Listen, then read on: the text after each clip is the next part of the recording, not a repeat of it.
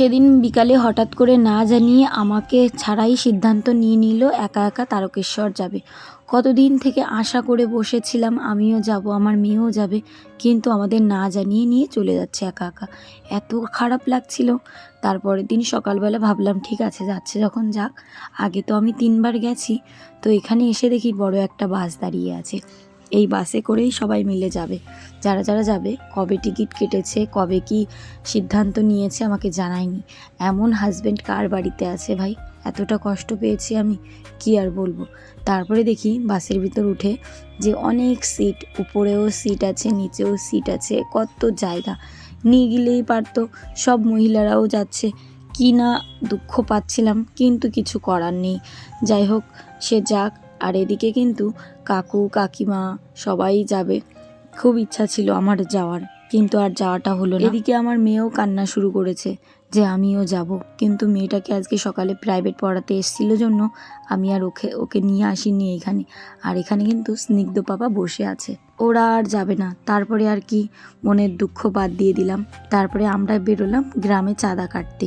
আমাদের গ্রামে এইবার হবে বাসন্তী পুজো। এর আগের বছরও হয়েছিল, মহিলারা মিলে করি আর কি। তো প্রথম বছর খুব সুন্দর হয়েছে, দ্বিতীয় বছর এইবার। তো গ্রামে ঢুকে ঢুকে সবার বাড়ি এভাবে চাঁদা কাটছিলাম। সঙ্গে কিন্তু আমার যারা ছিল, গ্রামের অনেকগুলো বউরা ছিল। তো সবাই মিলে চাঁদা কাটার মজাও আলাদা। বিকালবেলা এরকম বেরোই।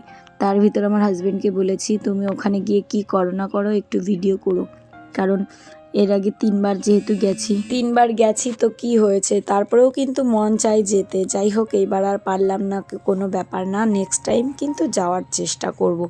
তারপরে কিন্তু ওরা দুপুরবেলা এরকম নিজেরা এরকম মাটির একটা ইসে করে রান্না করে, তারপরে সবাই মিলে খেয়ে দিয়ে স্নান করে জল নিয়ে যায় তারকেশ্বরের উদ্দেশ্যে। আর এইভাবে কিন্তু মানে ধ্বনি দিতে দিতে যায়, ভোলে বাবা পার করেগা। भोला बाबा पार करेगा, डमरू वाला पार करेगा, नाग वाला पार करेगा, नाग वाला पार करेगा, भोला बाबा पार करेगा, भोला बाबा पार करेगा, डमरू वाला पार करेगा, नाग वाला। কি যে মজা করে যাচ্ছে দেখো, কত শান্তি, বউ ছাড়া কি শান্তি। সত্যি আমার যে এত খারাপ লাগছিল, আমি বারবার করে বলছিলাম যে একটু ফটো ভিডিও করো। তো সব রান্না বান্না করে কিন্তু এইভাবে খাইয়েছে, যেহেতু হোয়াটসঅ্যাপে ভিডিওগুলো পাঠিয়েছে তাই এইভাবে তোমাদের সঙ্গে শেয়ার করলাম। স্নান করাও মনে হয় কমপ্লিট। এই ঘাটটা হচ্ছে শ্মশান ঘাট, এইখানে বসেই স্নান করে।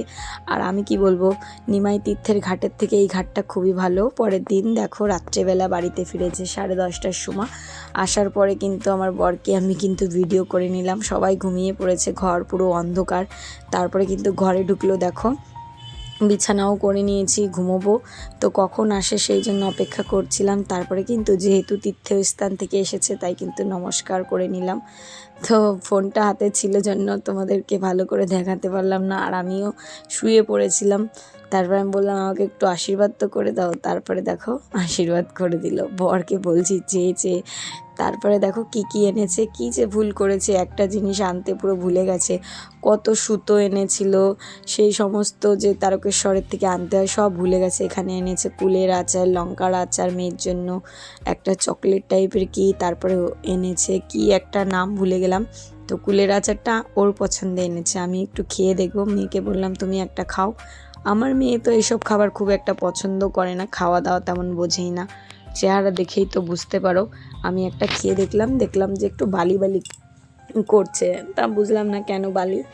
যাই হোক, আর বিশেষ করে বলেছিলাম লঙ্কার আচারটা আনতে, যেহেতু সিদ্ধ ভাতের সঙ্গে খাবো, এই ছিল।